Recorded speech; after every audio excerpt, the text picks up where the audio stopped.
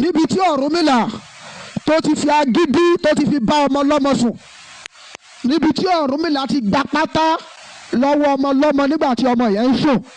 Orúkọ ọmọ tí Ọ̀rúnmìlà fi agídí bá sùn, orúkọ rẹ̀ jẹ́ Ìyèwá.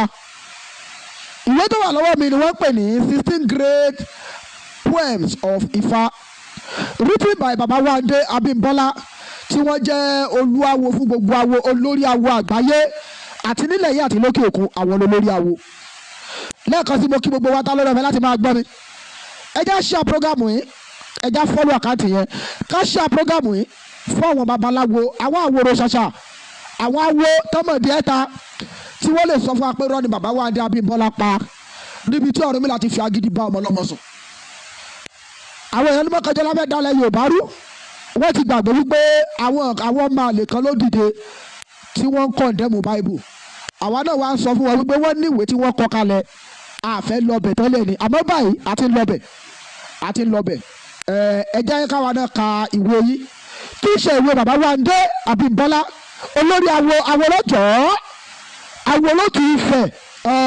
Ẹ jẹ́ ká nínú ìwé yìí, mo lọ sí page 123, mo dẹ̀ máa kà á láti nọ́mbà 135.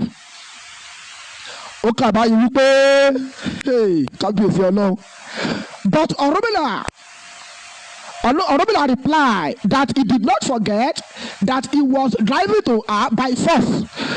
Orunmila dáhùn wípé òun ò gbàgbé wípé òun fẹ́ máa fi agídí súnmọ́ ọmọbìnrin yẹn by force, driving to her by force.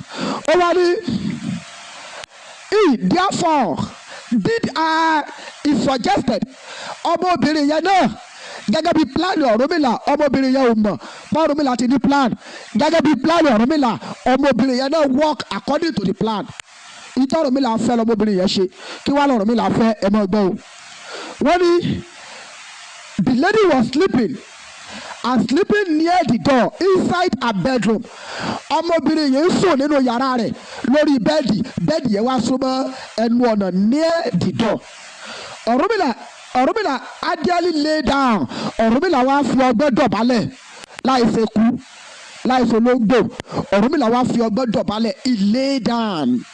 When he started to behave like a monkey, ibẹ̀ l'Ọ̀rúnmìlà ti ń ṣe bí eku, bí olóńgbò. Ọ̀rúnmìlà wá ṣe bí olóńgbò, ó yọ kẹ́lẹ́kẹ́lẹ́ lọ́dọ̀ Yéwá. Ọ̀rúnmìlà bàbá àgbọ̀mìrègún òdòbò láwọn ènìyàn máa yẹn, ó fa gidi bá ọmọ ọlọ́mọ sùn. Justice, ó yẹ ká ṣe justice fún Yéwá.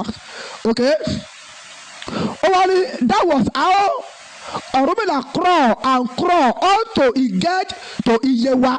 Ẹgbẹ́ o, that was how, lẹ́yìn ìgbà tó lay down tán, ìwé ìwà ni that was how Ọ̀rúnmìlà started to crawl until he get to Yéwá.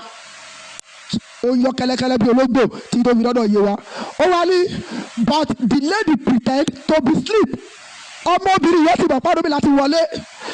Yéwá wá ṣe bí ìgbà tí òun ti sùn, ó pin rọ́rọ́, ó ṣe bí ìgbà tó ti sùn.